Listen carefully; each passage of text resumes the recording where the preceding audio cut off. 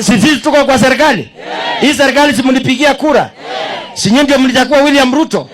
Kama tunaomba station hii hapa Manda isaidie watoto, iko makosa? Alafu mnaambiwa tu muende upinzani. Nyinyi mkipima na Tembe anaweza kuwa president kesho? Kweli mtu ya Trans Nzoia atakuwa president? Oririswa. Sasa nyinyi watu ya Mkhungula, hapana angusha mimi. Simameni imara. Hapa watoto wajaandikwa kazi. Hapa watoto kuna walimu wanaosea nyumbani. Na mimi nilikuwa nataka nichukue nafasi ili nikae na nyinyi. Ndio niondoe watoto ambaye wako umuhumu ili waungane na watu wengine. Ndio maisha hapa Mkhungula ienuke. Hiyo ni sawa si sawa? Nimekuja hapa tumenua shamba. Naambia Mheshimiwa David Ndakwa, anzia maisha yako, jenga korofa mzuri hii shule. Hii Mkhungula itaenda mbele ama itaenda? Hebu niangalie mkono mpaka kule. Hii mkutano ya Ndakwa lazima wale wapinzani wajue Ndakwa amekuwa hapa.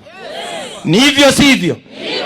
Ati hao watu wanasema wanaenda kukoteza watu ya kupigana na nyinyi tarehe watapigana na nyinyi kweli? Mtu atoke Trans Nzoia apige watu hapa Mkhungula kama sisi tuko? Hiyo itawezekana?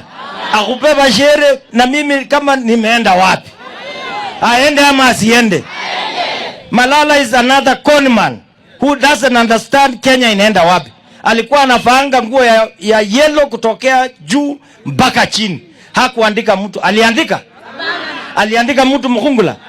Khalwala amepatiwa nafasi 154 na Senator Mandaka will tell you. Sasa aliniambia aliandika mtoto hapa Mkhungula. Huyo mtoto wako wapi? Kuna mtoto Khalwala aliandika hapa? Na nyinyi msikie, it is not about them, it is about also your life. Hii watoto mko naye nyumbani, mnataka wapate kazi. Jirani akileta, wewe jirani ponea. Ama